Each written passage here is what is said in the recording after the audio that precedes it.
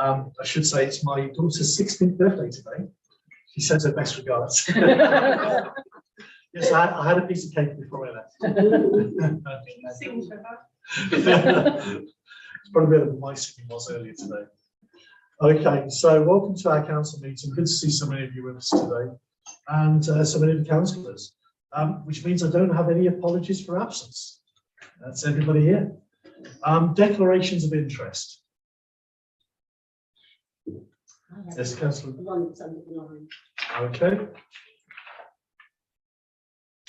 Yes, Councillor Taylor.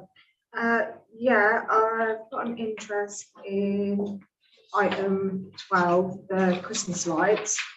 That's only personal interest, so I'll stay, but I won't vote. Okay. And then also item 19, I don't think I've got pecuniary interest, but because of the nature of it, I will leave the room just so everything's white and white. Thank you, I appreciate that, and that's in line with the advice taken as well. So thank you. 9A. 9A. Okay.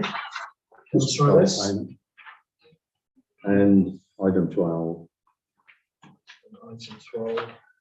Sorry, Phil, can you put me down for mine as well? I missed that one. And Taylor.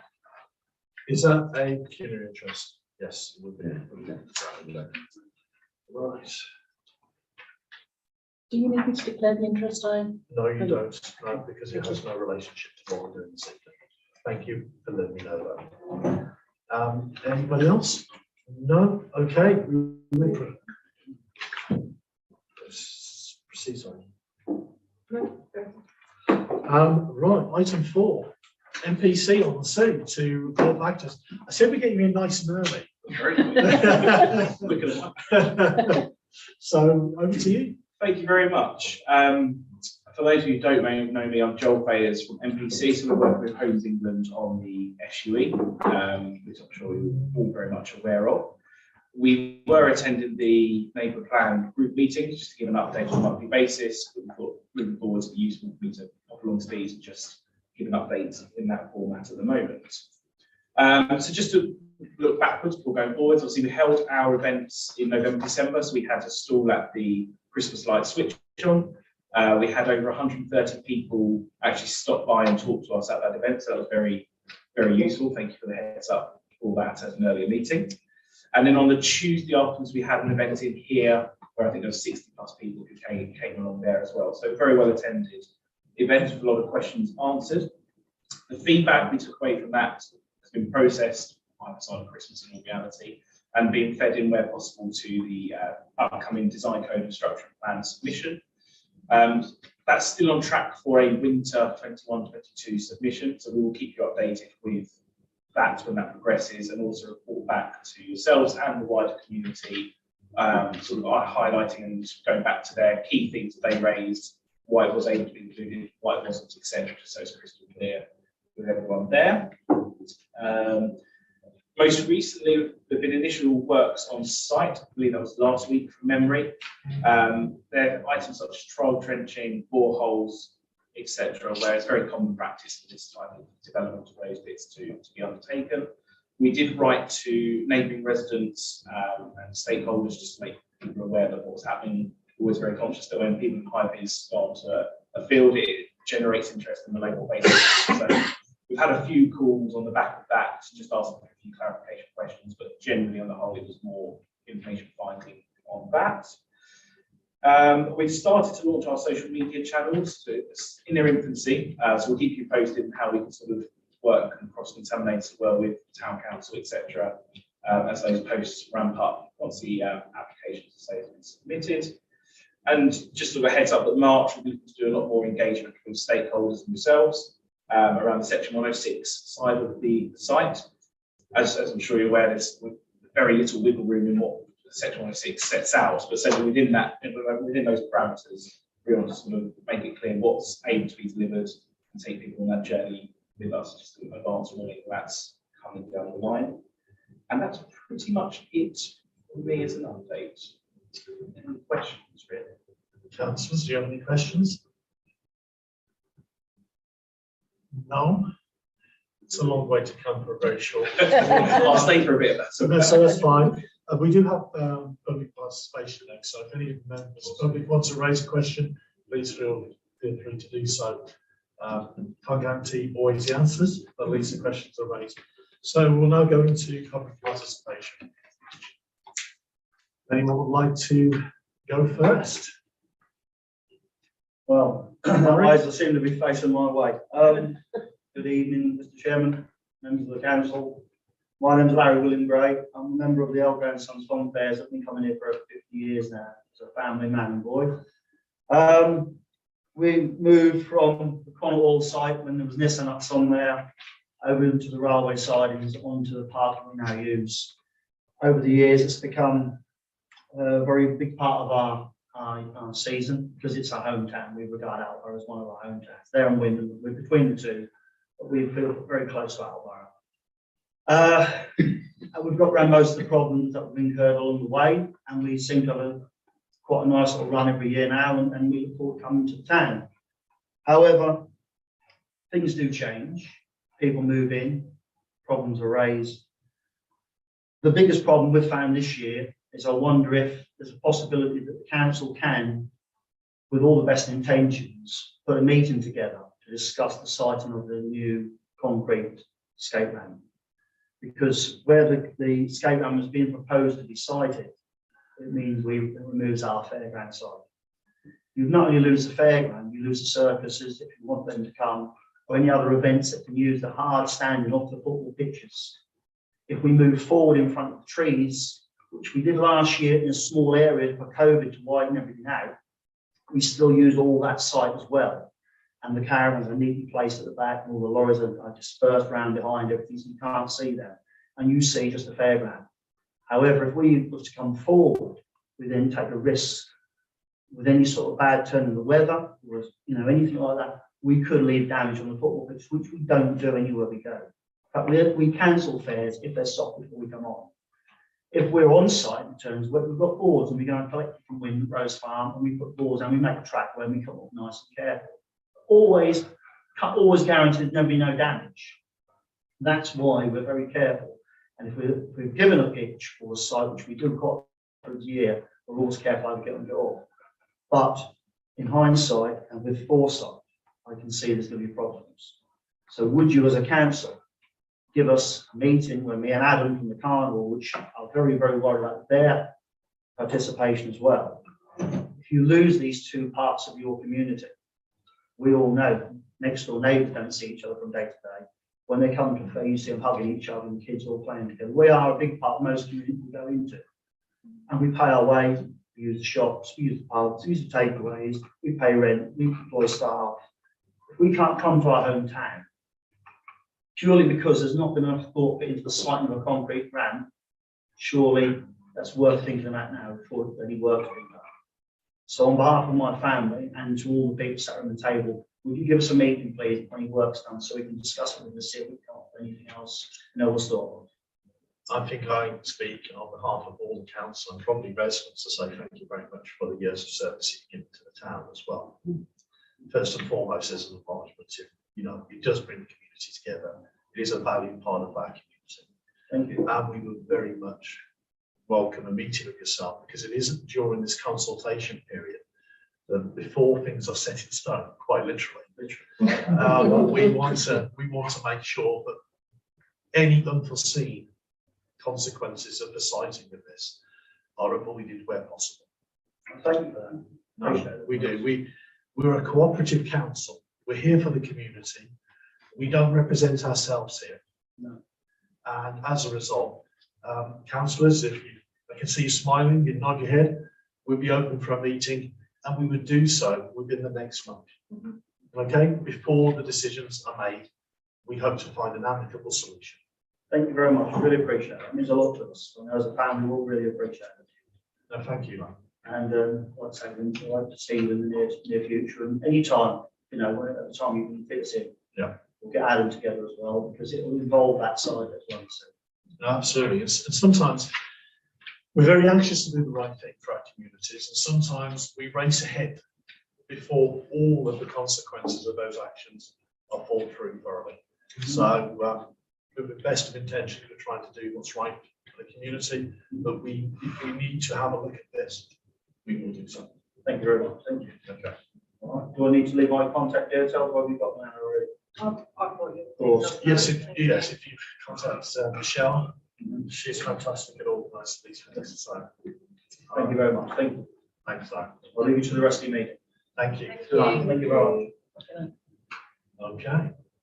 Anybody else? You want me to raise something on behalf of others? Do you know what? We may as well. I mean, I'm astonished no one's mentioned the car park. Well, that Shall I was get the my elephant? Shall we start? I mean, sometimes I think, you know, it can be a little daunting coming to these meetings. You're interested to see what's happening, but you're a little bit frightened about raising something because you don't want to put your head above the parapet sometimes. But I get that. And one of the other issues that has been raised in questions, emails, social media comments has been to do with the car park and the soon-to-be trial starting in March for 6 months. Michelle, very kindly, has done a little bit of digging to see when and how and what's happened in the background. Apparently, there was a resolution from the council in it was 2016, 17,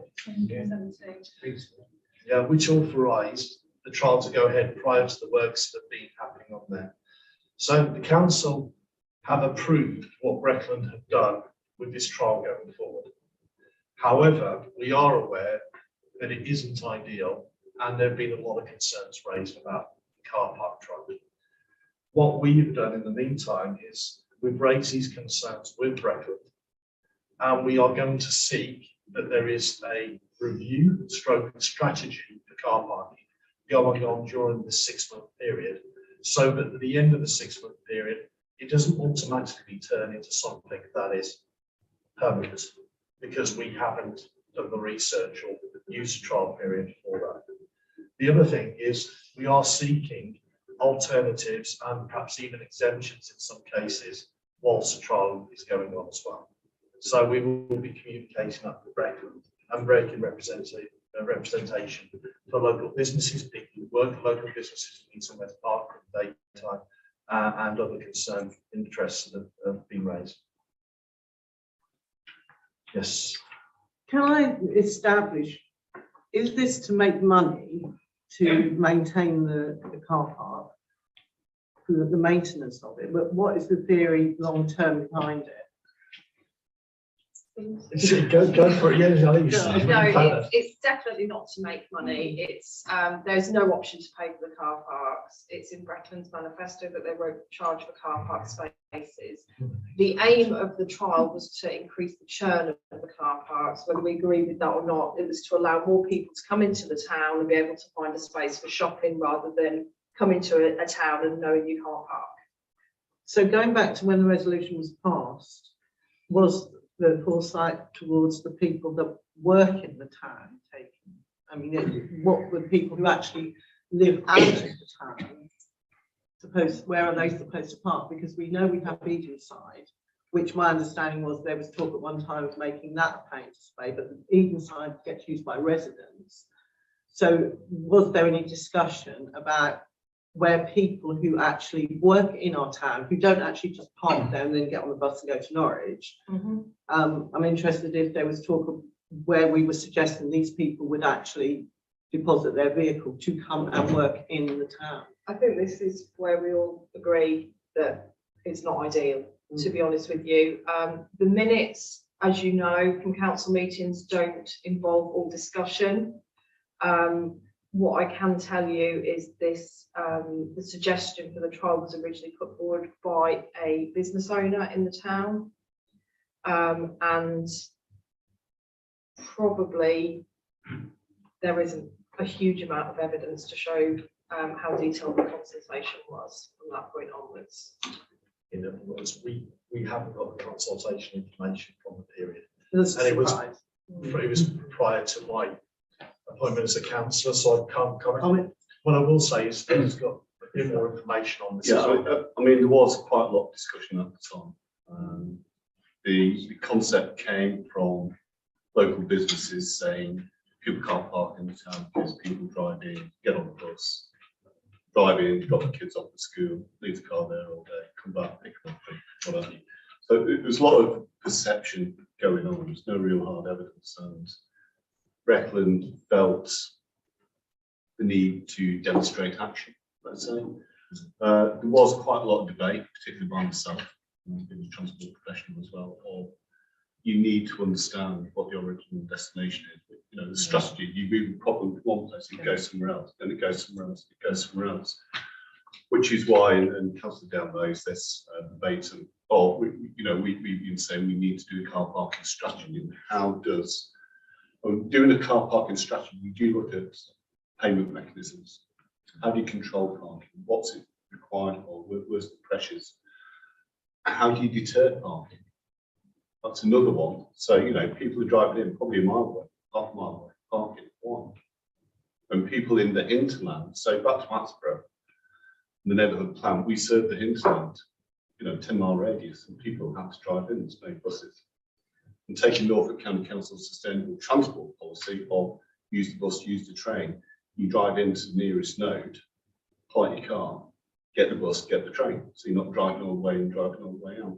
So there's a lot of complexities. It never really was looked at. It was just, let's do this, off we go.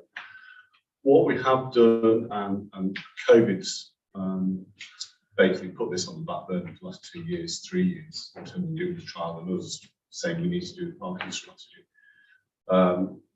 It's re-engaged that. We have had an important discussion with Breckland last week as part of the 5 market towns, and said that's fine, but we need to look at how this fits into a wider strategy implementation plan.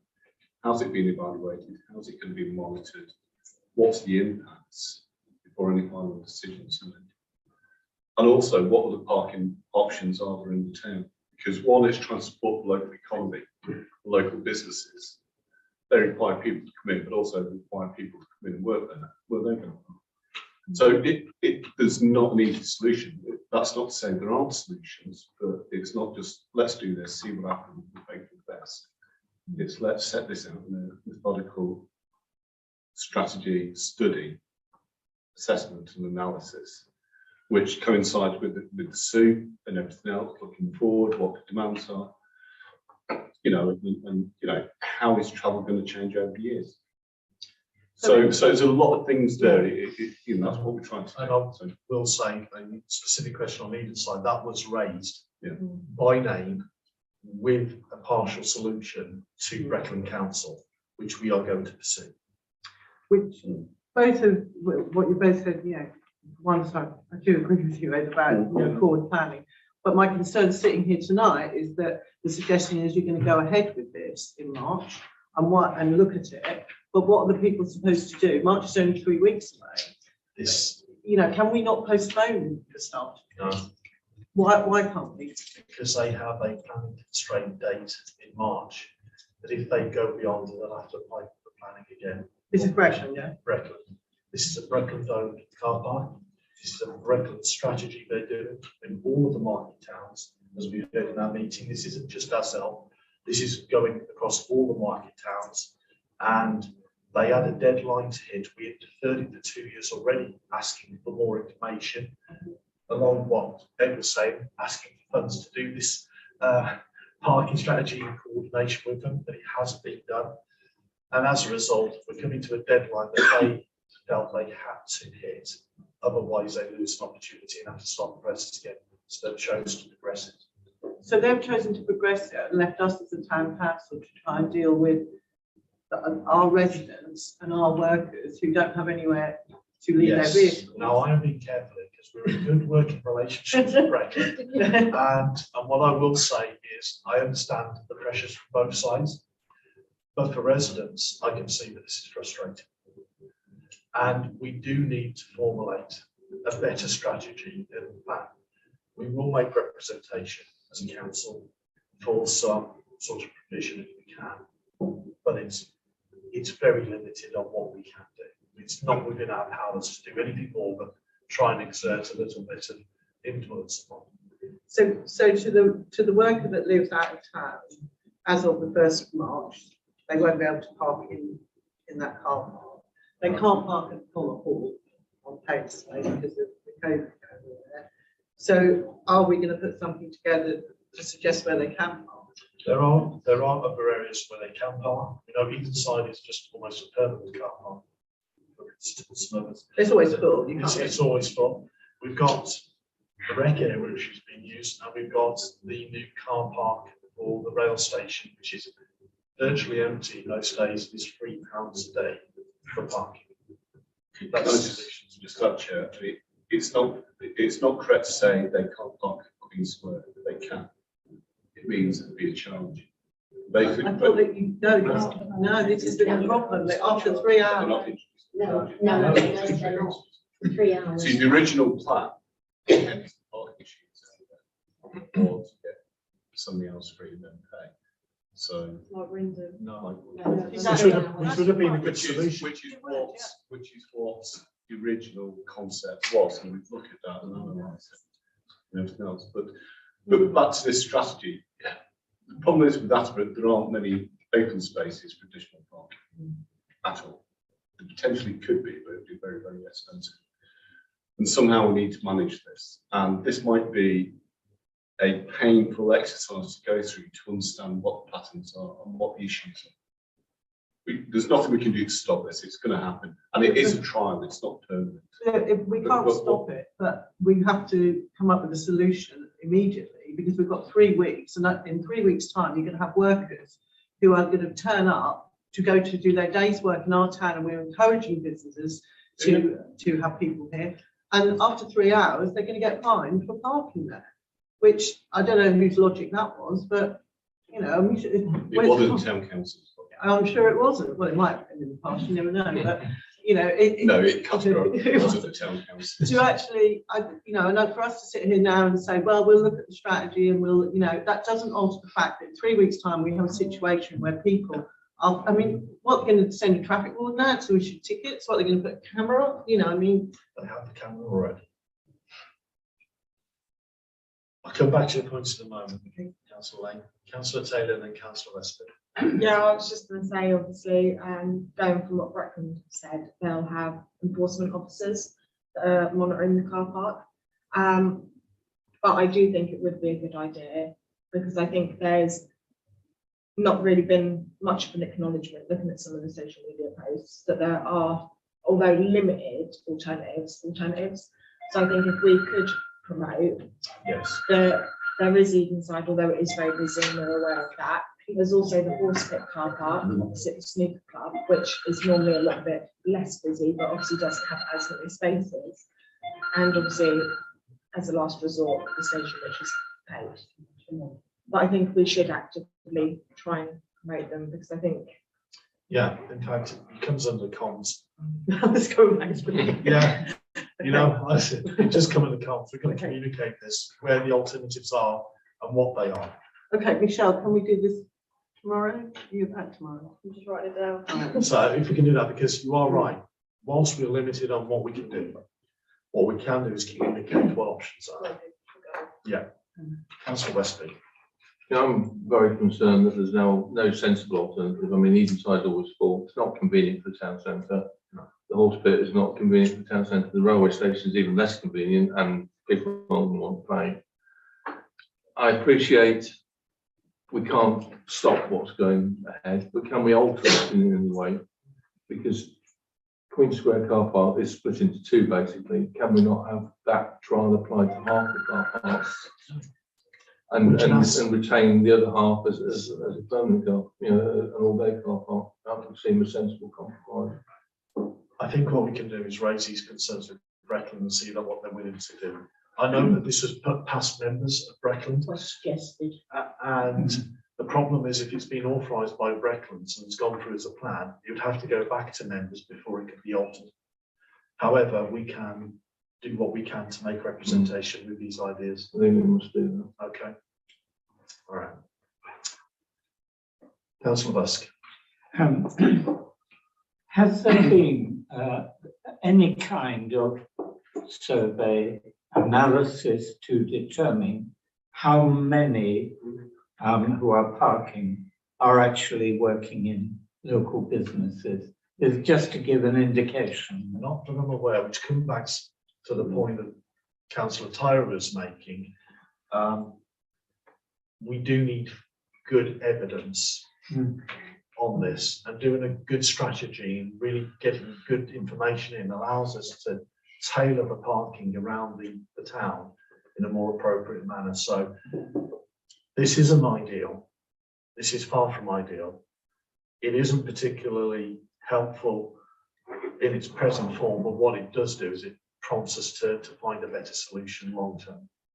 And can I just add to that, with meeting with the leader of Breckland last week in the 5 market towns, was agreement to engage with us to talk about this. So we're trying to do at the start, we've said we need a wider plan to understand the complexities, i.e. how many people do actually part of work there. And coming back to what they said, the original concept came from businesses saying, you know, we need turnover because car park's full, therefore customers not coming in. Just shows the complexity of this. So they have agreed to engage with us, having agreed to look at budgets to do this and find the correct solution. And that correct solution will be a bit more complex than what we see now, or let's just do this and find out what happens. Thank you. I'm mindful that for public participation, I wasn't raised by the public, kind of gone over time. But listen, this is a really important matter. I get that. I'm going to limit it to Taylor and Sue, and then we're going to call it a day on this one, okay? Yeah, I was just going to say that it's my understanding that the regeneration team at Breckland will be contacting each of the high street like shops or retailers as well directly to get that input and that feedback as part of the consultation for the trial. So they'll have the opportunity to make their own representations as well on how it's affected them or their workers. Perhaps we can encourage them to do so. Sooner Because, rather than later. yeah, okay. But on both parties. Okay. See. No, I was just saying my concern is that it's going to lead to a lot of street parking. And if we're putting out some kind of communication, could we please ask people to park with consideration and care if they are going to park on the streets, because we don't want residents then complaining that their driveways are blocked and they can't get the car out. Yes, absolutely. Thank you very much, Sue. So, well, a member of the public, absolutely. Yeah, it's just that it doesn't seem suitable anywhere. There's workers. We have people that work in our salon, and they come from right the other side of this. They've got a long journey. If it's, you know, they've got to walk. I don't know where they're going to park. I really don't. That's what they're all deciding. Are they going to park on which road can they park? They already know a lot of people park up towards the estate up the road. I think that now, but a lot of, you know, they're just talking they're going to park anywhere, because not just our people, but clients as well that come in. And you see clients that come in also, sometimes they're there for nearly 4 hours, 3.5 hours, 4 hours. You know, what can they do?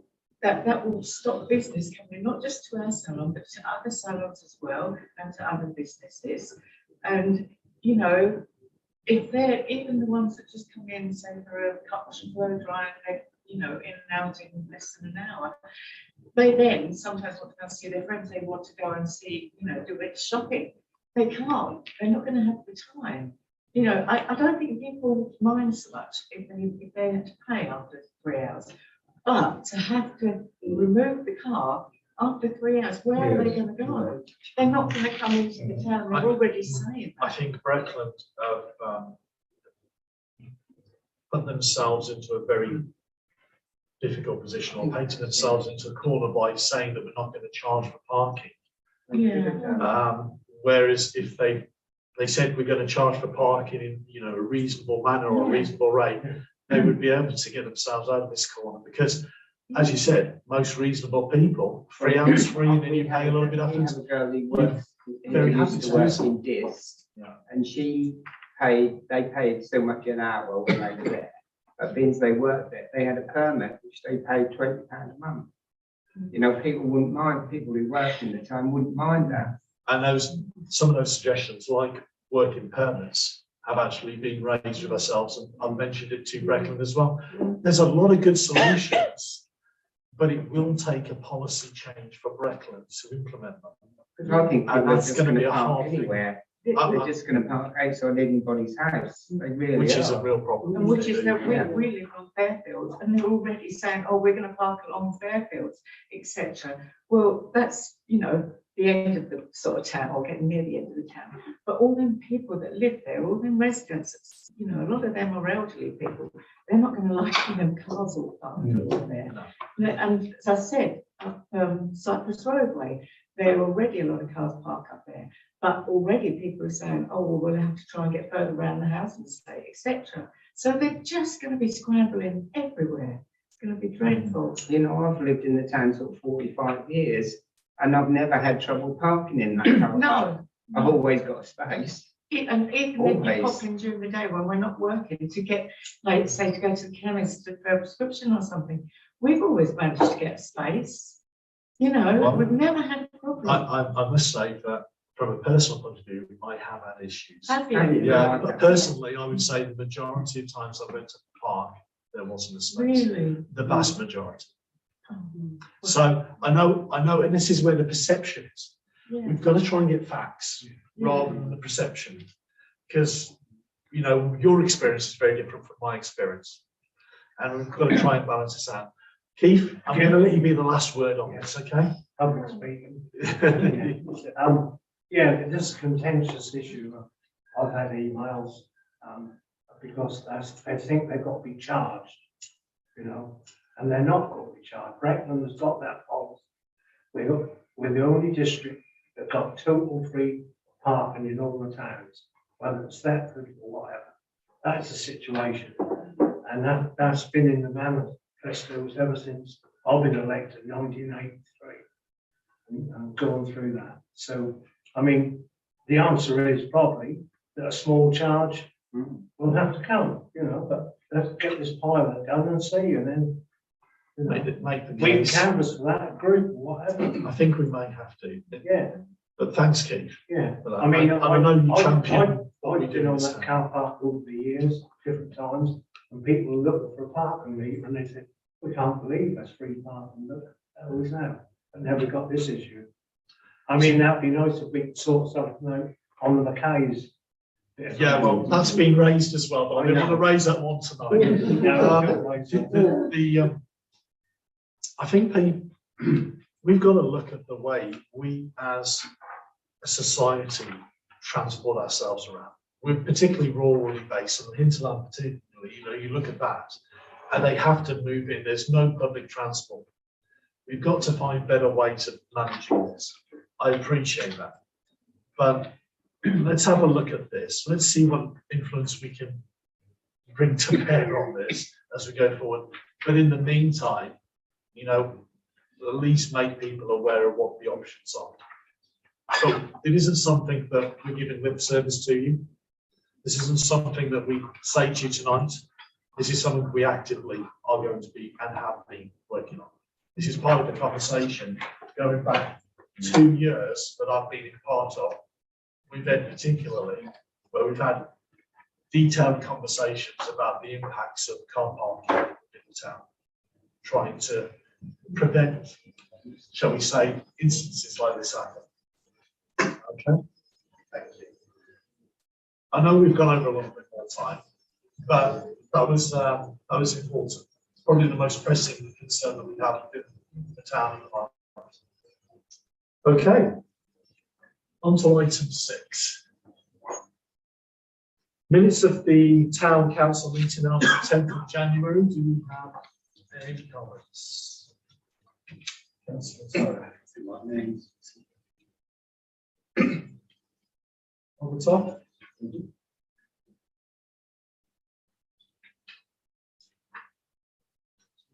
Okay, I think you're right.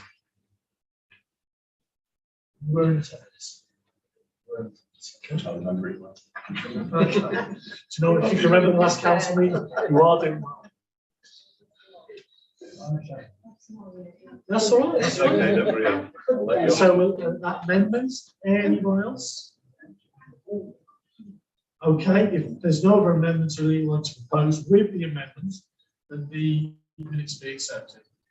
Councillor Taylor and Councillor Dale seconded, and a show of hands for approval. Okay, I believe that's unanimous. Okay. Item 7A, which is the planning applications where they've already been agreed for ratification. Any comments? If that's the case, I'd like to propose that we accept them. I'd like to second that proposal, Councillor Taylor, the show hands for approval. Okay, that's unanimous. Sorry, you abstained. Councillor Dale abstained because having been on the planning authority. Second. And likewise for the next point as well, no doubt. Thank you. 7B, we'll go for the first one. 3PL 2022-0048 HOU, which is at Bestwell Road, rear extension with roof light. No objection, I thought that was rather nice. That'd be fantastic light in that room for a kitchen. I thought that would do very well. Okay, so no objections. I'll second. That is no objections. Councillor Westbury proposed. And show of hands, no objections. Okay, it's again unanimous. 3PL 022-007-70F, which is Crosslands, and change the use from equestrian to erection of an agricultural building. I looked at this, I couldn't see any objections. No. So I'll propose no objections. Anybody, second, Councillor Ellis, show of hands for no objections. Likewise, approved, and Councillor Dale abstaining. The last item of planning is to do with the removal of the storage container. This is 7C. Storage container from the car park at the rear of the town hall, which expires in May. We can move it to the rec area or the storage within the rec yard area, as Barry and his team said they could use it for storage and would like to use it for storage. And it helps avoid us looking for another extension for this. That seems to be a solution, unless you've got any others. Can I just add, the chances of getting a further extension is probably less than zero. No. So it's got to be moved on. Yeah, Ed did a good job of pleading out calls last time. So, thank you. And it'll give us more parking space at the back. Yes. So, are you happy for us to move it to the rec? There will be a charge for this, although I'm trying to make it as minimal as possible. Councillor Ellis. What's going to happen with all the stuff that's in it now, like the market stall? You've done the rack, you've got something from the rack back there, what you need, So tables I and. haven't found a solution to this yet, if I'm honest with you, Joe. So the storage facility at the public toilets has actually got all the market stalls in. What we've actually got in here is the little trolleys, like the sweet cart type things. We don't use those as much, so they possibly could be not quite on site, but we're going to have to find somewhere for them. But the actual stalls that we use more frequently are in the toilet block. Have we still got space in the cemetery chapel? Yes. Though we want to renovate I would those. like to renovate. I know Really long like term. to renovate the chapel. Okay, we will leave that with Michelle and her team to resolve. But in principle, Yeah, we'll sort that. I'd like to propose that we move it to the rec. I'll second that. Councillor Montague, second, and show of hands for approval. Thank you, that's unanimous as well. Okay. Councillor reports.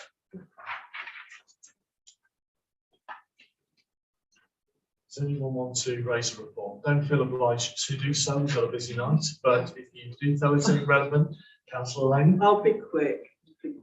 Okay, events and communications met on the 20th of January. Draft minutes are available on the Town Council website. I'll just bring your attention to two items. One is that we had a discussion about the community newsletter, and it was resolved that we would produce something quarterly. And we now have a working group formed to push that forward. We will be meeting again this week, next week to discuss this week to discuss further. Yeah. Another area that we spent a long while discussing was forward planning, which I think we pretty much went up to the end of May. Three things I'll draw to your attention. One is that we've got a working group working on a regular youth disco for the youngsters to be held in the town hall. Another item is we are going to be celebrating Pancake Day in the town on March the 1st, and we will be doing a plant swap on the Queen Square on the 24th of April. So anybody that's got any plants, or they're planting stuff out now, planting seeds, by the 24th of April, we'll be doing a plant swap.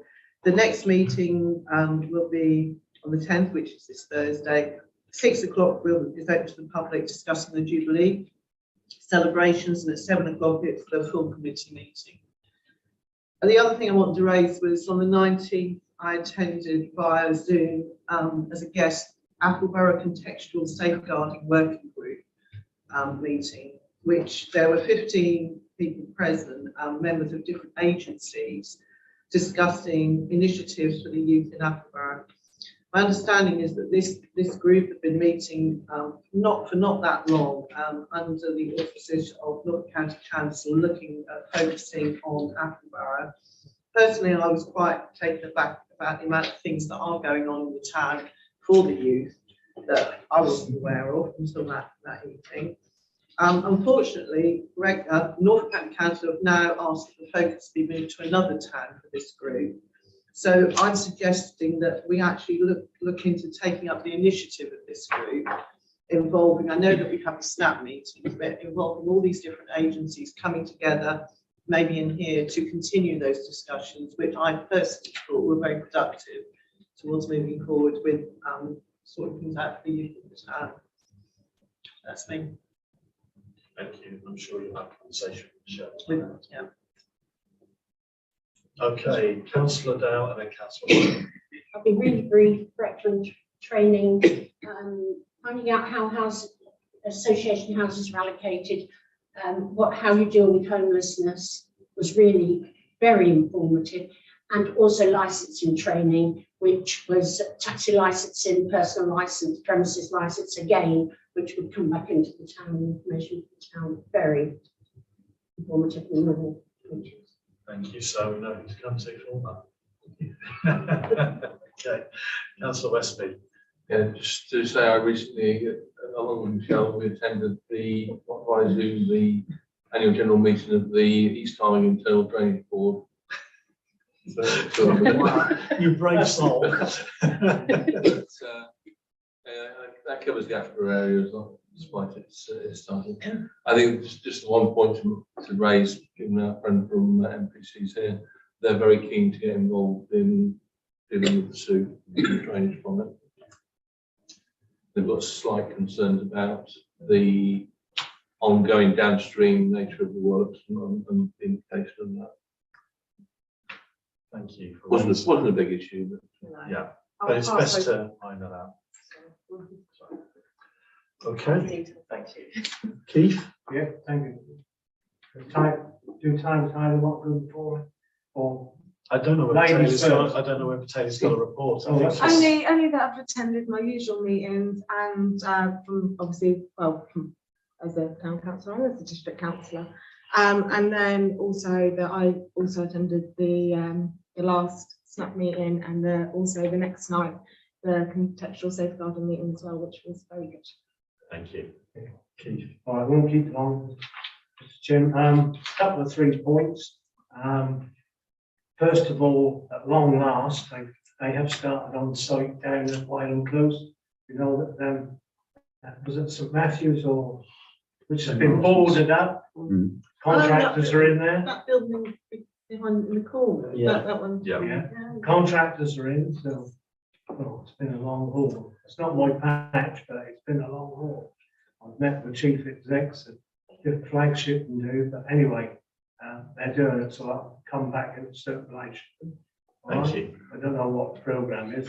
I haven't been on site. If they come to occurred the So they've got all 4 officers in there and do. All right. Thank you. That's good news. Yeah. Long overdue. I think tomorrow morning I've got a 2-hour Zoom meeting on, what is it, Vera? Enforcement. Enforcement, that's it. That's the delicate point, yeah, as well. Got planned a meeting next week, which is quite a long agenda, but there's only one application on for that borough, and at the top of the list, so don't go long to me. I could go on, but I won't. Car park. Thanks. We'll leave car parking for now, okay? All right, thanks, Keith. I do appreciate the report and all you do as well. Okay, on to financial matters.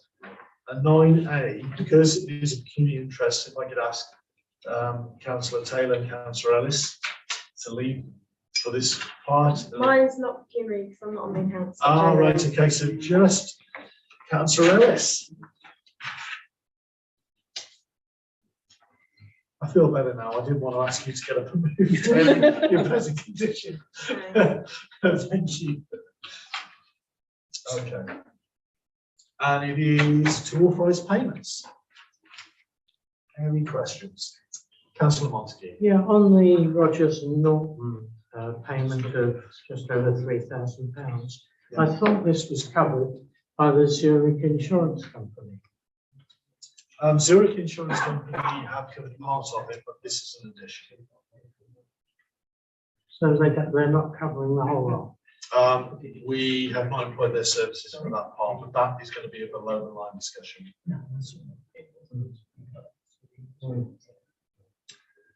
Okay.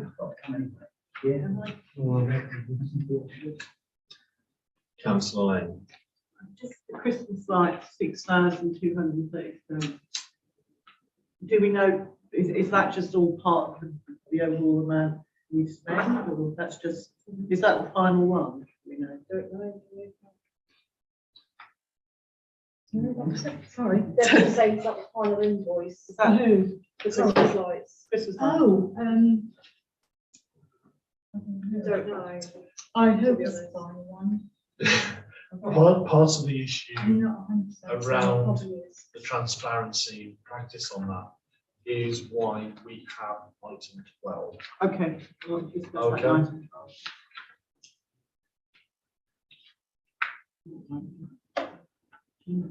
Okay. No more questions? Now, I'm going to propose that we accept these. If there's anyone who's like to second that, Councillor Westby, show of hands for approval. Okay, any opposed? 1, 2 opposed. Okay, but the motion is carried. Okay, thank you.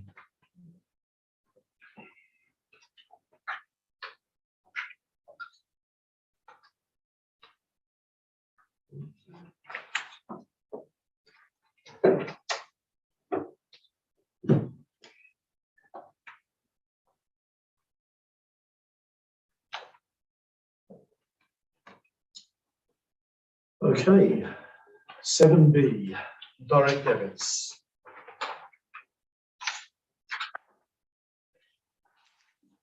Any questions?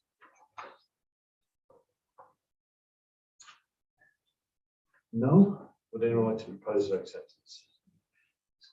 Councillor Ellis, with Councillor Tyra second, and a show of hands for approval. That is unanimous. Receive income, 9C.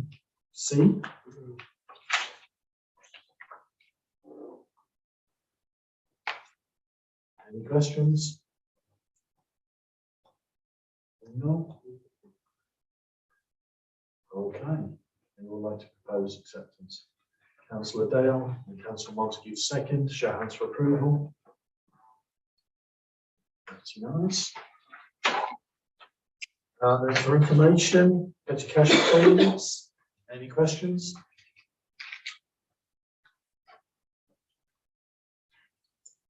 No.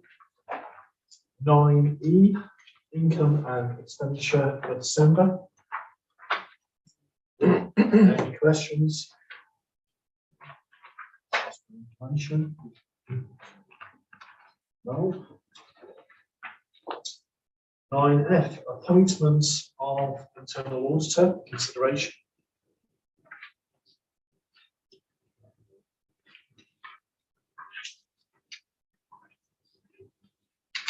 It is as previous, which we appointed an internal auditor last year, so it's a continuation of that auditor, if we are happy to do so. I propose acceptance. Councillor Tyra second, the show of hands for approval. Any opposed? Abstaining? No. Okay. And quotations, this is, sorry, 9G, quotations for tree work at cemetery. Any questions, comments?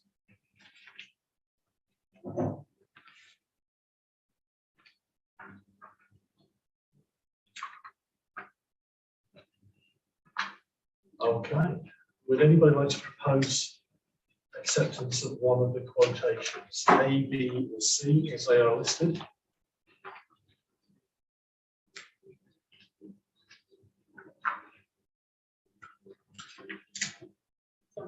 They were all given the same thing, I'm sure. Yes, all being given the same. Thank you. We all expect the same work. Well, no. Thank you, yes.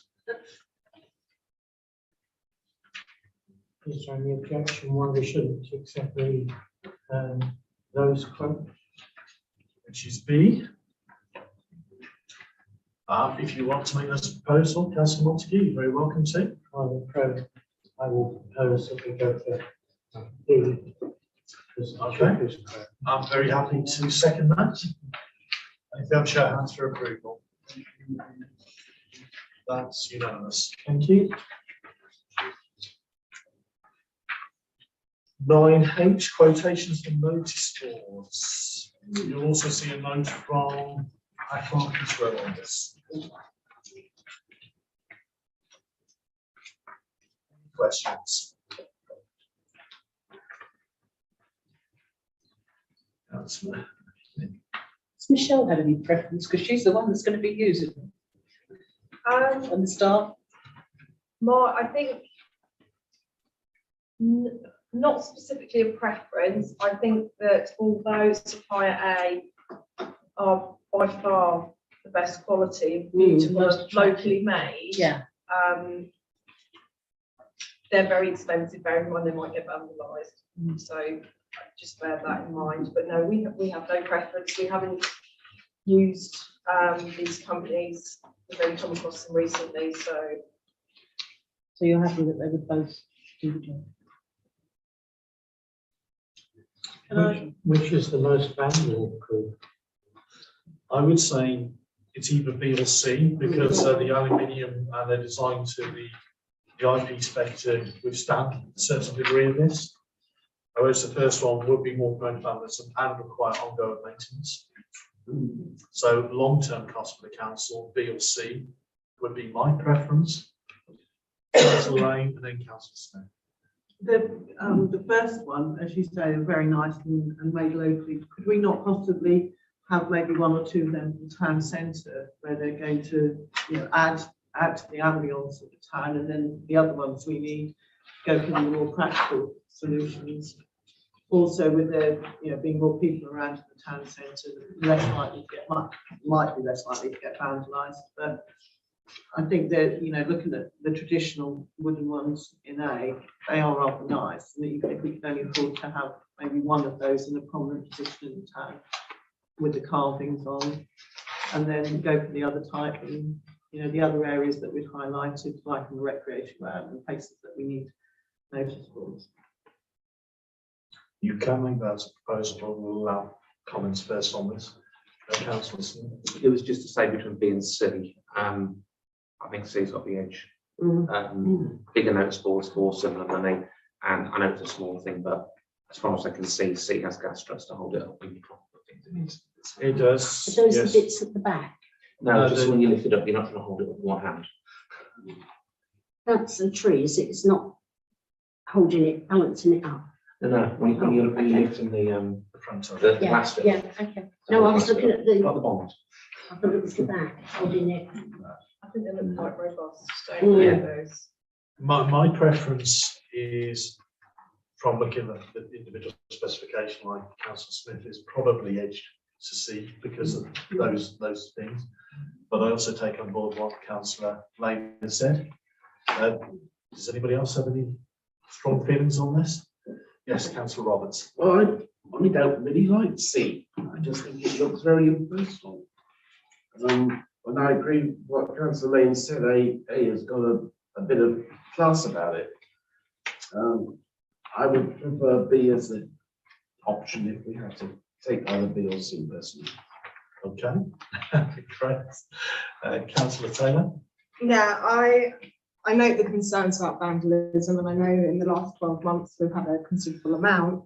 But A is my preference. I think aesthetically it's much more pleasing. I think you're paying for the quality, and I know that this company was the company that done the ones for Westport, and they had experienced some problems with one of their notice boards, and it had been vandalised, and then they used this company, and I think they're actually a little bit more robust than they look because they haven't had any problems after that. So I think that actually we're paying for the quality, and I think they are a little bit sturdier than we might think. And obviously, visually, they're much more better. So my preference is A. Okay, so this is going to be interesting. That's why we have councillors come to base. You know what? We don't have to have the same opinion, and sometimes, you know, it's good to hear different sides of things. Does any other councillor wish to express something? Councillor Ellis. I definitely for one maybe in the town or cemetery. They have purchased, I think, at Great Ellingham, am I right? There's two, maybe three in Great Ellingham. They look pretty robust and pretty good, and one of them is going down Hingham Road on a council estate, or what used to be a council estate I used to live on. Yeah, they look robust, so maybe the rest of the town, that type of one, B or C, but definitely one of those I would say is very good in the cemetery. Okay. Councillor Dale. I must agree, if it's affordable, I think A is much nicer, much more pleasing aesthetically to the areas. The others are basic notice boards which do the job. You know, you can put notices on them, yes, but they don't give you that feeling. They're a bit, they're not as nice as A. Okay, I think the best way to do this is to get some sort of indicative feeling before we put it to a vote, okay? So if you don't mind, just, you know, say how you feel. These are funds from the council, but at the same token, we've got to represent the best value for what we're getting from the council. So there's two sides to this. Councillor Taylor. Yeah, I was just going to say, the year before last, when obviously we really went at it with being blue, Lucan, Councillor Grave that's no longer with us, would always tell me the statistics of how less likely you are to incur crime in a town that looks nice or that's got lots of flowers or that. And I think if something looks nice, if an area looks nice, it actually detracts from that kind of behaviour. And I think that actually there might be, because I think people take more pride in it. And I think the fact that, you know, we have suffered quite a substantial amount of vandalism in the last 12 months, but I think the fact that there is a lot of projects that we're now looking forward to, I would hope that that is a bit of an incentive for people to behave themselves and actually think, do you know what, this isn't a bad place, this is what we've got, it looks nice, it's this, it's that. And I think actually it might encourage better behaviour. Thank you, that's a very valid point again. I'm going to do just a couple of indicative questions. If you just raise your hand, if you agree. And you can raise your hand more than once because you may agree with two options, all right? But it just gives us an idea to see where we feel as a council rather than having a full conversation from everybody. So option A, if you would be happy with option A, you're very happy to do that, please raise your hand. Okay, option B. Option C.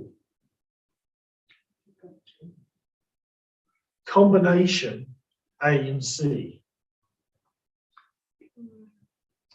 Okay, it looks like the majority, if I'm right in saying, are kind of going for option A. So I'm very happy for someone to make a proposal now. Now you've seen how people feel, to make a proposal. There may be a counter proposal as well, but let's have a conversation. Yes, Councillor Smith. Before you do that, if we're going to do that, are we going to pay the extra for the engraving? Because I think if you're going to get those lovely, nice wooden boards, you don't want black vinyl on the top. £4.75 per letter. And what do we want? And that was the obvious one. Yes. You're absolutely right in what we're saying. They do need to be engraved. Yes, Absolutely. But it is an additional cost. You are right. How much each did you say? £4.75. Approximately £60 per board. Okay, well, there's 5 boards. Yeah. So that's 3. Not because you've got 3 small and 2 large. Yeah, sorry. It depends whether we want one at each allotment site, because that was in question when we were going to put them in the allotments.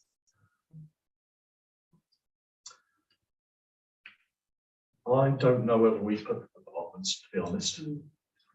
I would much rather have them at the cemetery, London Road, Meadows, Recreation. I think those are probably the places to put them, rather than not all the allotments, because that's a different type of thing. My preference. Councillor Taylor? Yeah, I think it's obviously this come out of the Environment Committee. I think the discussion that we had was about having one at the Queen Square entrance to the cemetery, so the car park entrance, and then also having one at the entrance from Queen's Road, so that it would benefit both the cemetery from users that Yes, are obviously entering like the pedestrian court, the vehicle access actually as well, and also the allotments. So that one would be dual use, so it benefit the allotment and also the cemetery, so it wasn't just the allotment. That makes sense. So that makes sense. So we know where we're going to put them then. Are we agreeing that not all allotments, but for where the dual use is? Yes. So not a heads yet. So that's where we are. If anybody would like to make a proposal. Is it 5? How many have we done for? 5. It is. I was just going to say, if I may just add one more for you before Yes, you of propose. course. Yeah. Just so that I'd Alan rather and hear I- it before we propose. just so we know exactly where we are. If you decide to go for supplier A, with the 2 locations, so the rec and I think the other location where you're going to put a large board, with this supplier you also have the option of leaving half of it open for the public to add their notices. So you also need to decide whether we're going to have it fully closed or whether you want to leave half of it for the public, just add another dimension. So, and that's the option for option A only. Option A only. Right, let's see if we're going to go option A first, and then we can make that decision as a separate matter. Okay, because I'm not going to have a discussion if we're not going to go option A. All right. So, I'll propose it. Councillor Lane, you proposing that we go for option A? Councillor Roberts, you seconded that. Let's see a show of hands for approval, shall we?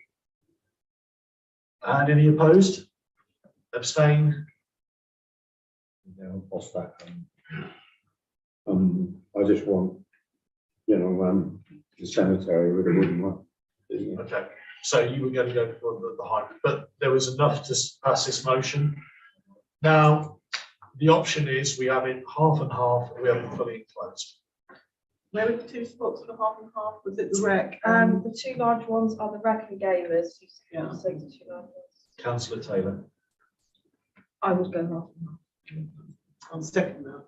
So half and half, Councillor Taylor proposed, Councillor Lane seconded that, and the show of hands for approval. Thank you, that's carried. Can I just query something? Yes. Sorry, it might be slightly late. The picture shows lovely oak legs, but the writing isn't clear about the poles. I can see. It says they can be wall mounted or supported by double or single posts. Double post. Yeah, but If does it any- come with no wall? I don't know if any posts have got over posts. I'm pretty sure We these will clarify. prices are the prices for the standalone. I think there are prices for wall mounted prices, but I will double check that. It does say oak post mounted. Ah, Thank you very much for picking up that, Sue. There we yeah, go. definitely, yes, yeah. I presume that we're having Attleborough on top. Yeah, Attleborough. Yeah, but are you going to do Alberta Town Council or are you going to do Attleborough ATC? Well, let's make a decision. Attleborough, not Attleborough. Attleborough, is that because none of the heads will take this one? Yeah. Okay, none of the heads. Most people is not the head. Sorry, Bill. But that's fine. Let's get it right. I've got to spell it around it, change it. Brilliant. Okay. Okay, we're on to the correspondence. Item 10A. Hopefully you've read through all these. Any thoughts on this one? It's to do with tree work to the rear of property. I believe from reading it, though it isn't exactly clear, it looks like it's trees to the border of London Road Park. And I presume we're responsible for those. Yes. Yeah, we are. We are. Okay. I just wanted to be 100% sure before we discuss somebody else's trees. Okay. When was the last time we had this surveyed? Should have asked that question. Yes. That was 2019. Is it worth us getting them surveyed as part of the tree survey? You normally get it done every 3 years or so, don't we, anyway? Yeah. So can we get them surveyed and then bring the report back? Because, Can I, yes, through the chair, can I ask Keith a question? yes, This tree, would it have to go, as it's an oak, would it have to go before the Breckland tree officer? Before they touch it? I don't know. You've got more experience than If I it's got a have. TPO, yes. Yeah. But as I've just discovered with an oak somewhere else I'm having to deal with, if it doesn't, you don't have. Oh, okay, thank you. Either if it's got a TPO on it or if it's a confirmation. Yeah, yeah. Which it does, presumably It's not, no.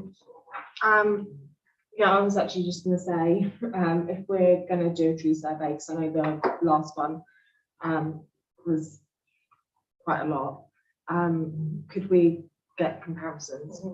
Please? She'll go to tender for tree surveys. Yeah. We've got three at the moment. Have we got free waiting? I think so. I think Eddie helped us out with a. Okay. We can put you some contacts. Yeah, so if you can get that ready for the next meeting and respond to this person, or you're happy to respond, say, we're going to get it surveyed. Let us know the work you feel should be done and we'll take it into consideration for the report. Are you happy, councillors? I'm going to propose that as a response. Yeah. Anybody like to second that? Second, councillor Westby. Show of hands for approval. Yes. Okay.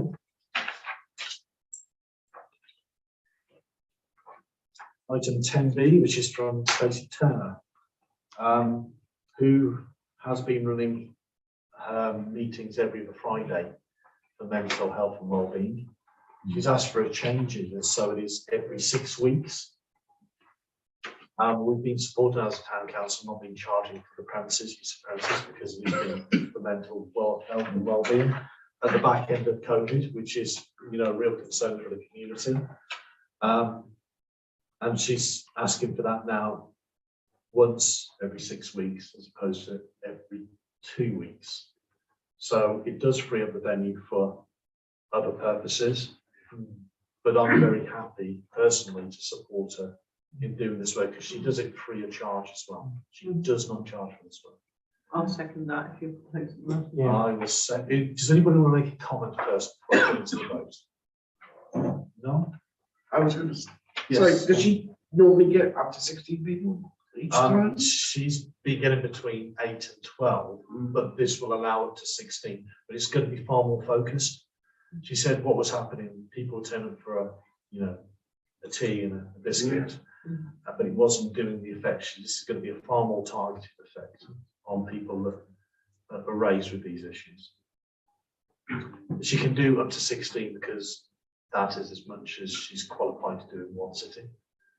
So, yes, propose, Councillor Lane, you said you were going to second that, and show hands for approval. Thank you for that, Tracy.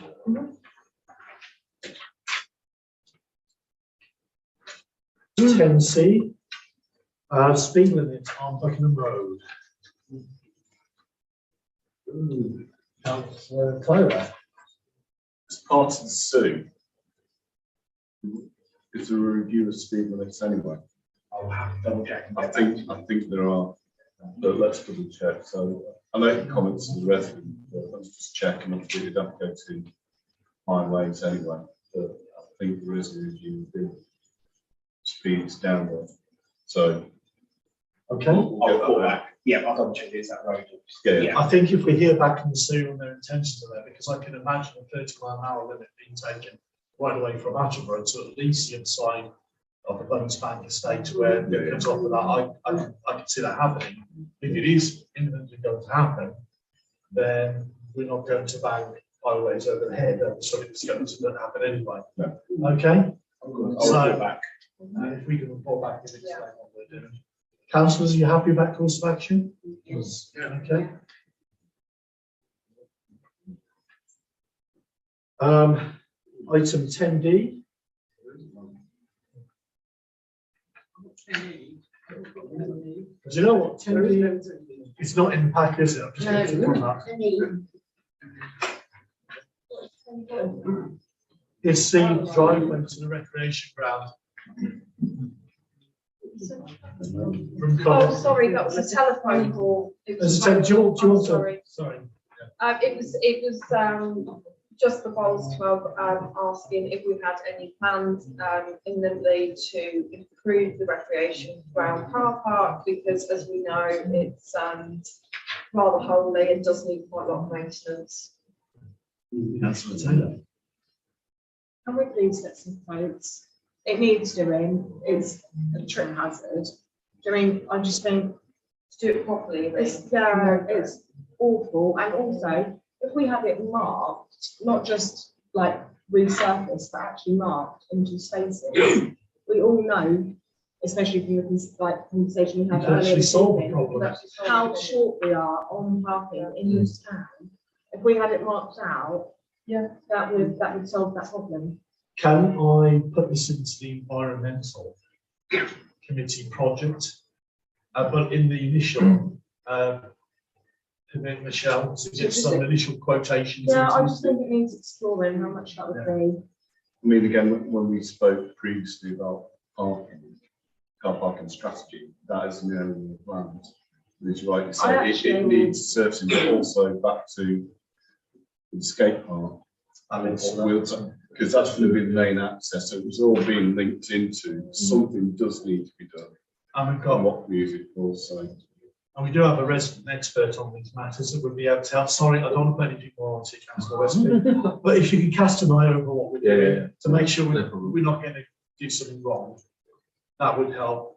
But as chair of the environmental committee, Councillor Taylor, that is one of the projects that we can do for ourselves. So in the first instance, I propose that we permit initial investigation into what we can do with some quotations to bring back to the environmental committee.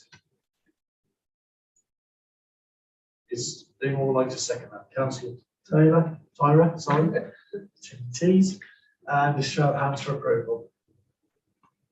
Thank you. There we go. On to item 10E, concerns over the St. Pathway over the A11 to Bestbourne. and a new bus stop at the junction. It is in the Bestthorpe area. However, yes, Councillor Tyler. I mean, just for information, both Councillor Leslie and myself, when we met the developers on Norwich Road last year, did discuss about, how can we get access over that A11, because back to the wider picture, even though there's lots of countryside around Attleborough, we are landlocked. So if you want to walk somewhere, it's very difficult to go anywhere, particularly over there with the fields around the college and whatever. So we did discuss with the developers, as part of your 106, it's perhaps something we think we could get of can you improve the footway over there and provide access to all that part of town, as well as from Mill Lane to Decoy, you can put a footpath in there rather than people walk over the grass verge. But I think it also might come into the heritage and landscaping work that Breckland are looking at, and the wider development. How do we punch out of the town into the open countryside with the public rights of way, or do we develop new public rights of way? It is dangerous. I've tried it once or twice. I've cycled over there. I don't want to do it again. My daughters don't want to do it again. It is a highway issue, but I think if we come up with a project that shows what the benefits are and where to go to and why, then we've got a better chance of making something work. But I know the developers were in principle keen to look at it, contribute to it. But it is a bit dodgy state of affairs. And I think with the bus stop as well, I full support that, even if it's invested. Well, I initially went back and said about this being Bestthorpe, and the lady actually sent me a map to dispute about this Bestthorpe, and it actually comes under our boundaries, so I don't know where we are on that. We just got to anyway. Like Councillor Tyra, I support this recommendation. And, as a town council, very happy to go back to highways, saying as a town council, this is something we would like to see happen. Footpath out of the town to Bestthorpe would be fantastic. A good, safe cycleway out of the town would be fantastic. And also an additional bus stop, because they are passing exactly there with the number 13 bus. If it is going to service for the community and encourage public transport, I'm happy to support that as well. Are you, councillors, any other contrary feelings to this, or? No. So yes, and so in principle, yes, we can respond, and to highways, we agree with this. But could I also ask, as part of my recommendation and motion in a sense, that we flag this as part of the Decoy Common project as well, because it is linked to Decoy Common, that end of town, and something that we are looking to punch across the A11 off. Okay, so it goes back to me that's getting things done. Okay, so that's a proposal. If anyone would like to second that, Councillor Tyra, and the show of hands for approval. Thank you. And last but not least is we have the High Sheriff visiting us on the 18th of March. He's asked to visit a school. So we're going to look at Ed. And we're going to say, can something be organised? I'm sure. And any local charities or organisations that you feel would be good. Councillors, can I make a suggestion? If you've got any good ideas and you know the right people at the organisations or the charities sort of thing, you can make contact and let me know or Michelle know if they are willing on the 18th of March to have a short visit from the High Sheriff. And that way we can communicate and make a plan. Go there. Okay, thank you. Right, item 11. Committee membership. We have a few new councillors, and we definitely have one vacancy on one of the committees, and we've only got an open policy on the other ones, where if councillors want to be involved, we're very happy to be involved. The one vacancy that we do have, which is the more formal subcommittee, is the Standing Orders Committee, which is chaired by Councillor Taylor. There is one vacancy on that. Is that the one we discussed? Yes, it is, yeah. Which discusses the policies and procedures, the standing orders the governance of the town council as we try and make it a living document, move it forward and improve upon it. So is there anybody who would like to? Sue, I presume by making that comment that you were interested in that. Yes, it was one of the things I did discuss with Michelle, and she said that's one of the vacancies that needed filling.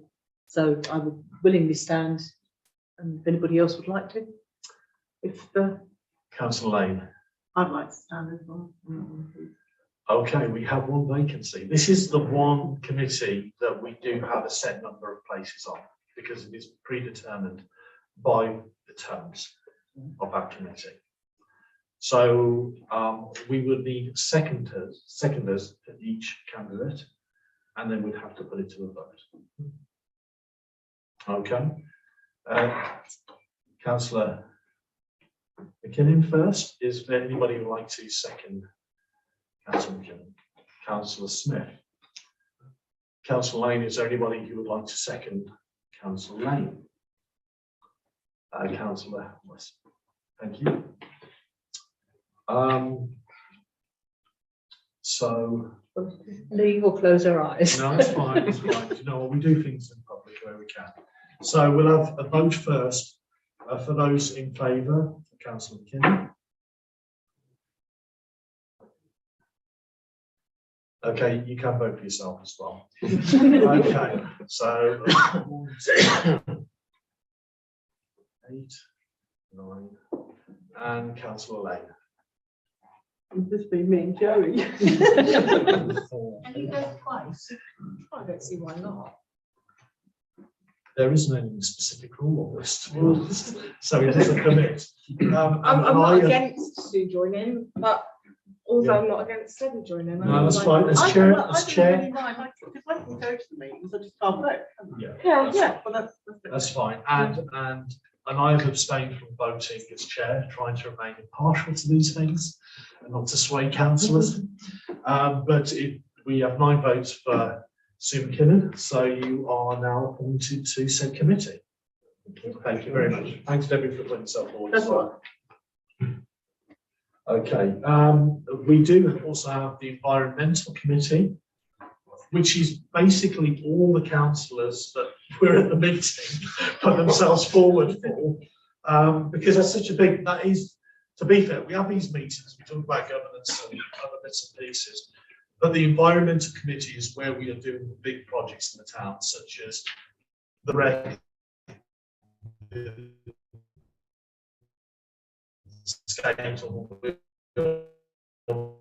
Park, London Road, Deacon's Common. Any of the new councillors would like to express an interest? Yes, Peter, you would as well? Okay, and anyone else? I wouldn't mind, but it's going to make it a bit top heavy. We are, you know, likewise, you're also welcome to attend. But if you actually want to be an active part of the committee where you can take assignments to be part of that, you can put yourself in. A lot of those people being on more committee. Peter, thank you very much for putting yourself forward. Is there anyone who would like to second Peter's nomination? Councillor Lane, and if we can have a show of hands for approval to that committee. It's overwhelming support. You can vote yourself as well. So you are the committee. Is there anyone else who would like to be on the environmental committee? No. And then we have the events and communication. Debbie, would you be opposed to anybody else joining your committee? no, I think more than merit. So I think we've only got 5. Okay. 6. Okay. So is there anyone who wants to be part of the events and communications?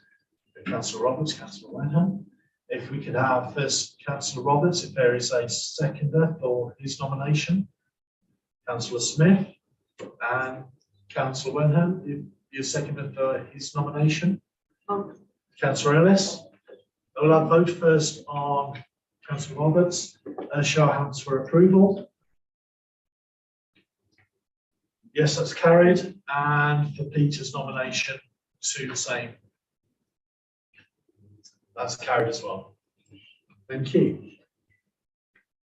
I think that covers all said committees. Okay. Thank you very much. On to item 12, Sorry. Personnel, are we? Yes. I believe we got that. She wasn't so much. She was on standing orders. Of course you want. Yeah, sorry, That's it. That's fine. Your committee's full. Okay. Item 12 is Christmas lights. I know you've expressed an interest.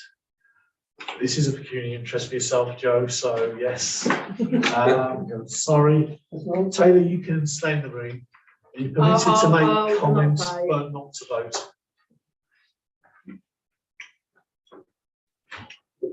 Okay.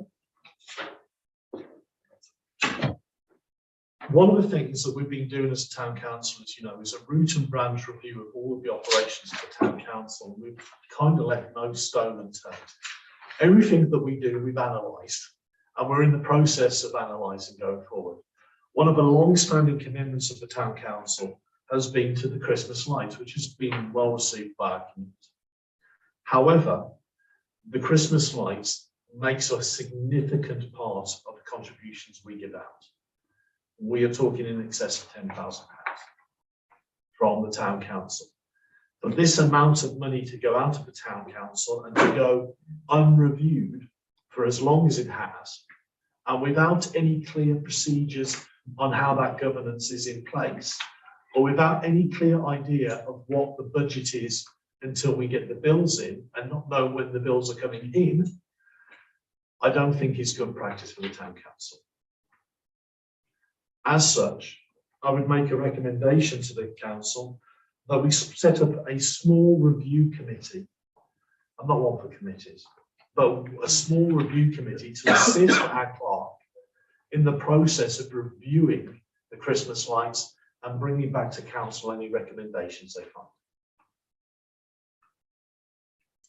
How do you feel, councillors? Councillor Tyler. I think it's the correct thing to do. What I wouldn't like people who are watching or even here today is think, oh, is this jeopardising Christmas lights? That is not the message at all, because it is one of the rates accessible to the town. If anything, we want to expand it and grow it. But as Councillor Ledley said, it's more the process of just establish a good practice process of how we procure, pay, maintain, and what have you, the lights. That's all this is about. It's not questioning, do we continue and is money the problem or what have you. It's just getting the procedure and process in place that's good practice that we can explain to the community and say, this is where your money's gone, this is how we procured it and value money. So I fully support this, and it's been a long time coming, as with other things. The council, it's been a long time coming, so we do need to do this. Thank you, Councillor Dale. Did I see your hand go up briefly? No. Okay, she thought better of it. She doesn't want to be the councillor that cancelled Christmas. Have you seen we've got our real Santa back? Did you see it in Facebook? That's a queue, that is absolutely brilliant. We've got it back. They've done really good at Pride Home Care. That's fantastic. We can't take questions from the public at this stage, but we are committed to specifically, and I thought at the public participation, you can raise it. Otherwise, we have to stop standing orders unless councillors want to propose that we do. Go on, I'll propose that we stop standing Okay, orders. Councillor Lane. Okay, we suspend standing orders. Is there a seconder for that? Councillor McKinnon, and a show of hands to approve.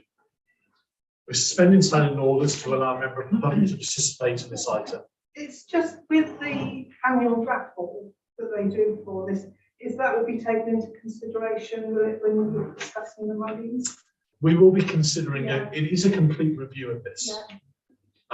We do like to take a light touch in the way we do things as council. We don't try and step on people's toes, but what we do have to do is validate monies that are given from public funds have to be validated in good practice and process.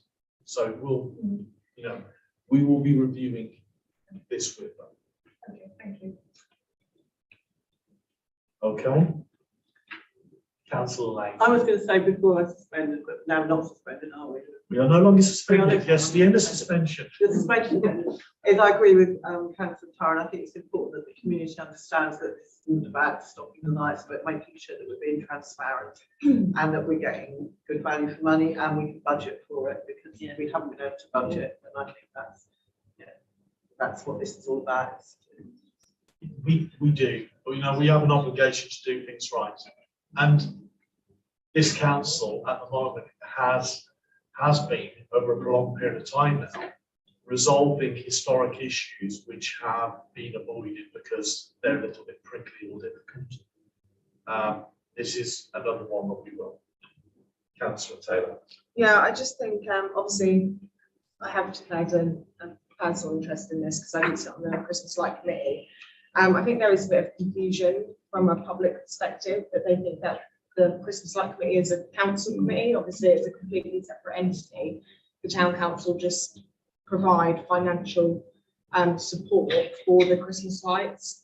And I think because it's a financial support, I think the best way to explain it is that my understanding is that the town council obviously have no desire to cause a hindrance to the Christmas lights as they are. But because obviously it is financial, like everything that the council does, it does require scrutiny. And I think that that's perfectly just and actually, I mean, should be encouraged. Thank you. So, is someone willing to second my proposal? Councillor Tyra, and show of hands for approval. Thank you.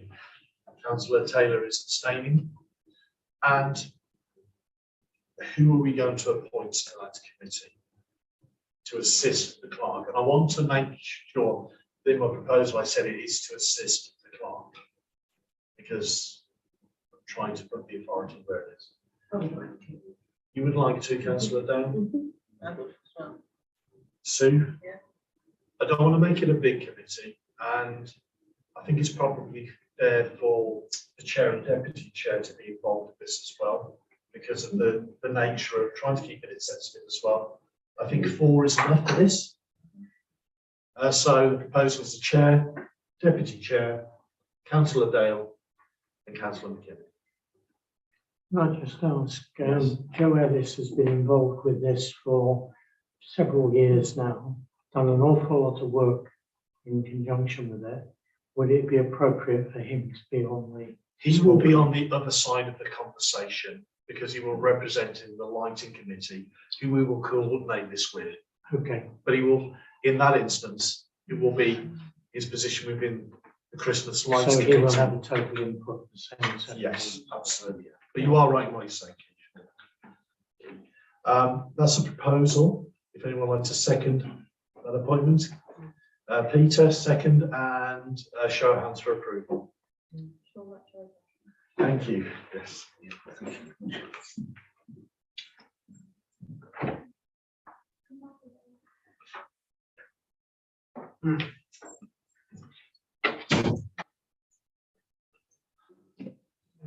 Welcome back again. Next item is on the new website. I've been in touch with the developers today, actually, I haven't told you. And we're going to set up a Zoom meeting shortly, or a virtual meeting, to go through some of the tweaks that we need to the website to simplify it even more. I'm hopeful to have the beta version for councillors to see before the next meeting. So councillors, you'll be getting a preview of that before the next meeting. Okay, let's see what it looks like. And then the hard work begins as we have to fill the data in on it. All right, but it is coming. That's a brief update for that one. Any other items? I know there was something and I didn't write it down and I can't remember it now, so it can't be that urgent. So we will move on. And sorry, public participation first, I should say. Anything from the public? Sorry, I'm moving ahead of myself. Yes. Can I bring it back to the car parks just briefly? Of course. What's happening with Lloyd's Bank car park at the end of March when Lloyd's Bank? I believe Breckland have been in touch with Lloyds, haven't they, about this? think so. Yeah, somebody from I don't Brecon know. told me they've been in touch. We can chase it up, but I don't know what the answer of that Because was. that's just, I was just thinking of another area that, if it was lined out properly. Yeah, what I can tell you is I've been in touch with Lloyd's myself, and they have a mobile banking unit that goes around towns, and we've been asked to be put onto that list. So they could be here. I've recommended a Thursday because it's a market day, it encourages people to come in. So we're trying to do things there as well. If we can't get those, could we approach that West End or Barclays? That's a very good idea, and we can take them. Thank you. Presumably, the loss of the bank will take away the cash point machine. Yes. Yes. So is there like to be a replacement somewhere in the town? At the moment, we have one partner nationwide. One at Sainsbury's. When it's got some money in. Yes, it's gone down from 2 to 1, if you noticed. Yeah.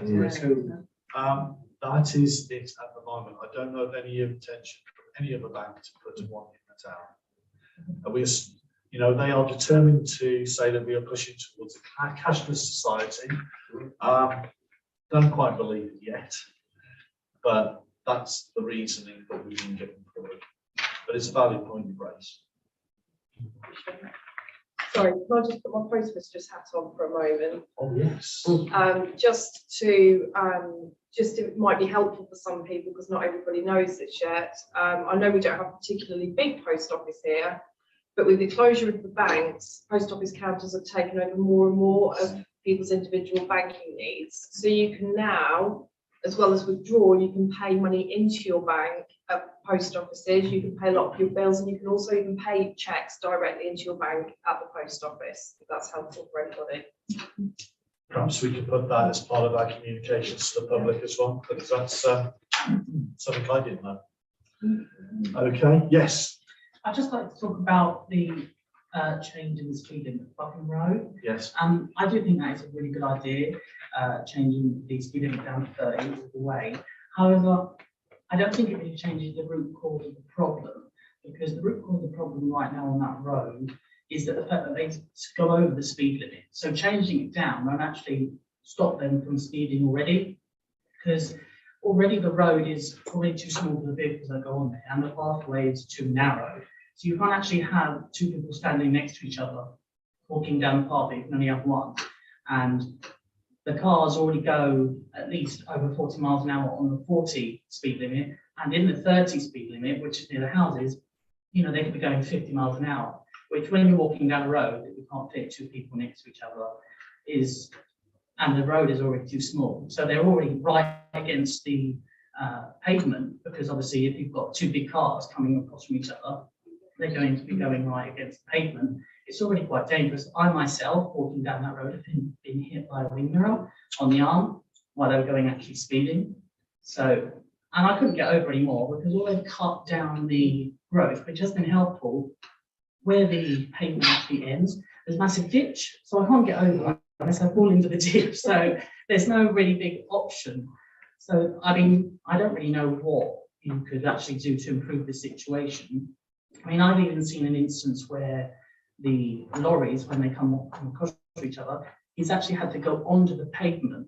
So because the pavement is already so narrow, his wheel is completely taken up the entire pavement, which if someone was there, what would happen in that instance?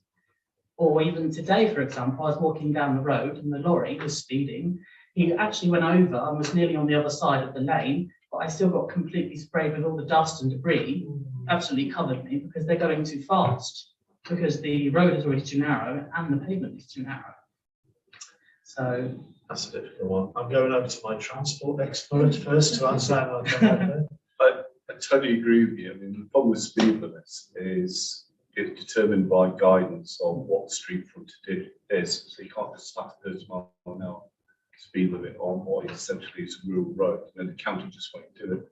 However, and this is not an overnight solution. I understand that. And there's other parts of Ascot that do suffer from speeding motorists. And how do you legislate that? Well, you have a police car at every speed limit. You know, that's the only way to deal with it.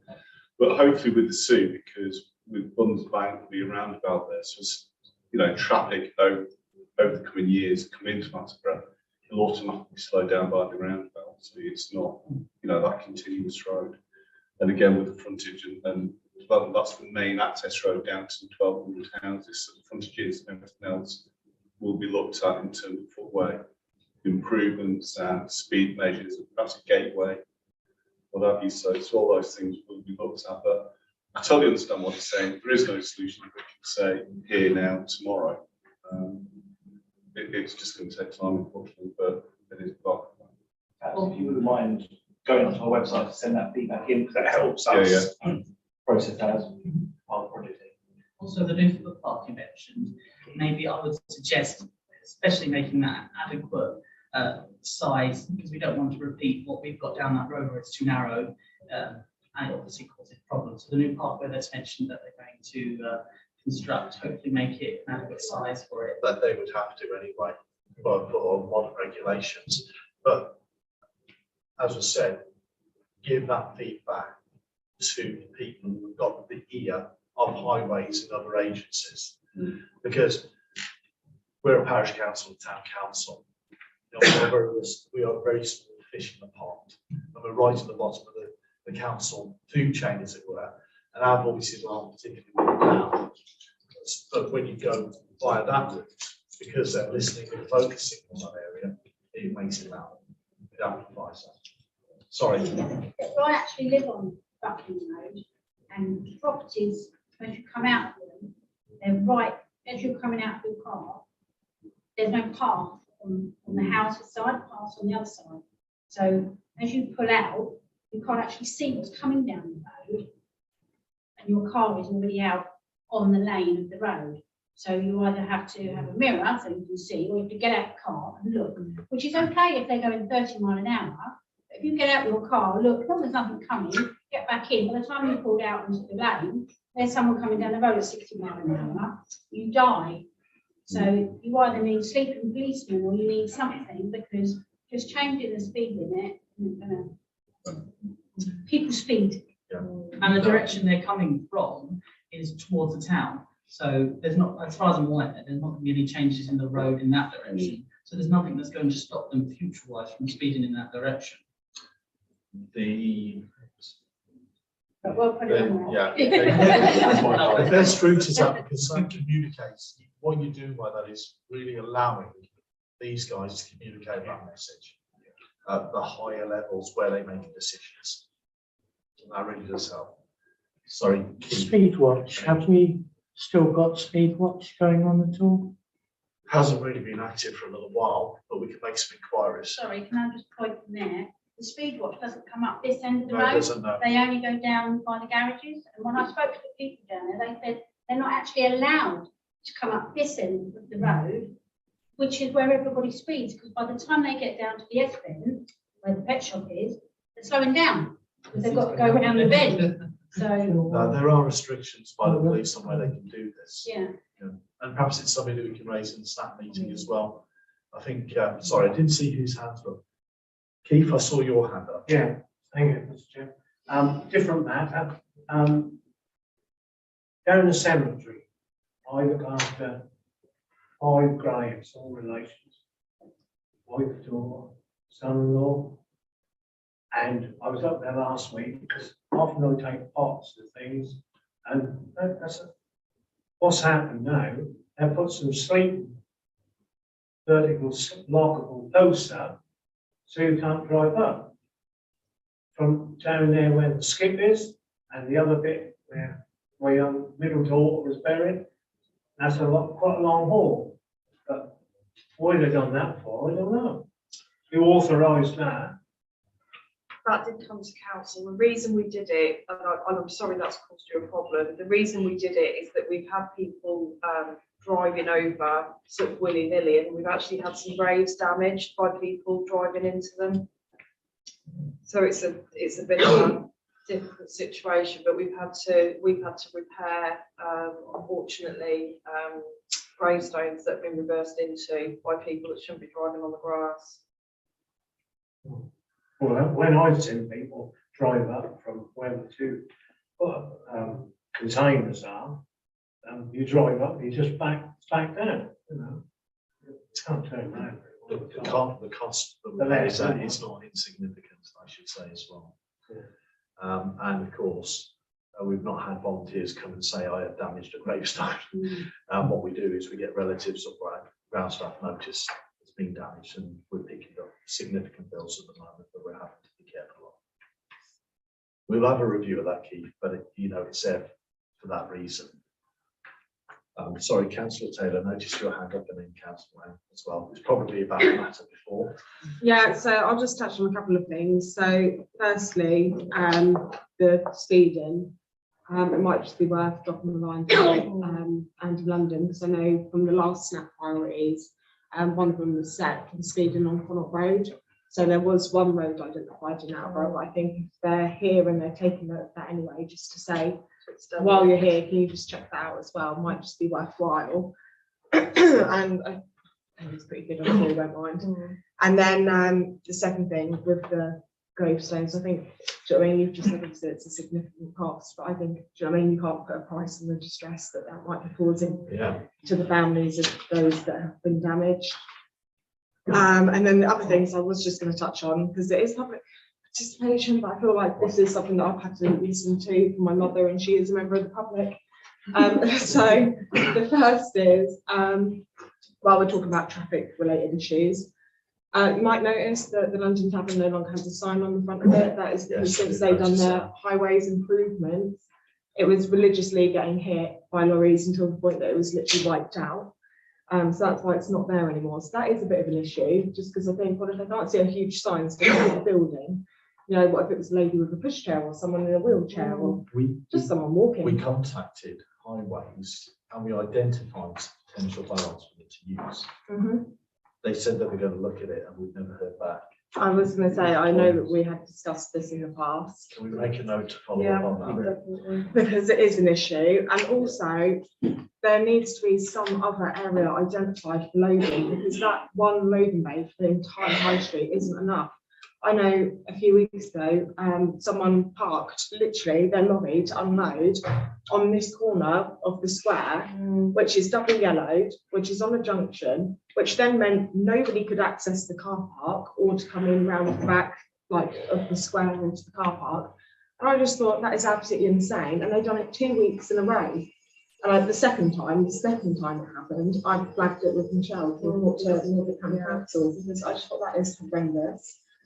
And then the last thing is on London Road, the traffic calming measures that are right down near Carter's, like the little islands, they're awful. So the wagon, the fire people, they no longer take the wagon out that way because you can't get past it. So they won't take the wagon out of town that route, which is obviously an hindrance on our emergency services. And secondly, the reflective bits on them were so filthy the other night when I missed our EGM. I was going out that way to Thetford for a vet's appointment, and they were so dirty you couldn't actually see them until you were like this far away. Like that, do you know what I mean? If you didn't know they were there. On that last point, it would be useful to have a letter from 5 grade explaining that. I don't know if they will, because obviously they're employed by. Okay. Absolutely. Thank you. Okay. Maybe sorry, yes. Once again, what Taylor was saying about parking along by the pub and that, I've noticed when I've been in Bailey's, people park outside Bailey's on the part of the pavement that isn't a parking area. And they're sort of parking across the crossing area. Okay. So that's I think Highways needs to do a review of the works in here. I mean, it would be standard practice, having done the extensive works that they have, to come a little while later and review the effectiveness of them. We can certainly pursue that and encourage and raise these points, issues with them. Might be happy with those little bollards or something along there. Yeah. People That's a going good on point that as well. path. We get a hit list of these things, then we can have a joint meeting with Highways and kill all of those on stone. Absolutely. Thank you. Okay. Sorry, Debbie, and then I'm going to have to draw to a close. This is from a lady who couldn't attend tonight. And I know that us councillors know the answers to these questions, but I thought I'd raise it in public. She's querying about updating the London Road play equipment and mending the tractor on the wreck. But I know these are issues that we've been looked at the moment by environment. Yes. I just said I would raise it so that. Yeah, they are, and we're hopeful to make progress on these going forward now. Yes. Let's look at David to come back on that. Yeah, if you don't mind, if you could just speak to Lady and forward it over. Because we haven't done the agenda for the next environment meeting yet, so you know there are things that we can include on the agenda and to give consideration. And obviously, the lady, if she wants to attend the meeting, is more than welcome to. Yeah. So I'll send it. Thank you. Okay. There's been a lot to go through tonight, and besides the length of the meeting. And unfortunately for the rest of us, we've got some more of the meeting left. However, as the next part of the meeting is discussing confidential matters that are sensitive to the council, I now propose that we exclude press and public from the meeting so we can discuss these matters in private. There's a second that, Councillor Taylor, and show hands for approval. Thank you very much for your attendance. Thank you. Thank you. Thank you very much. Thank you. I actually like the agenda.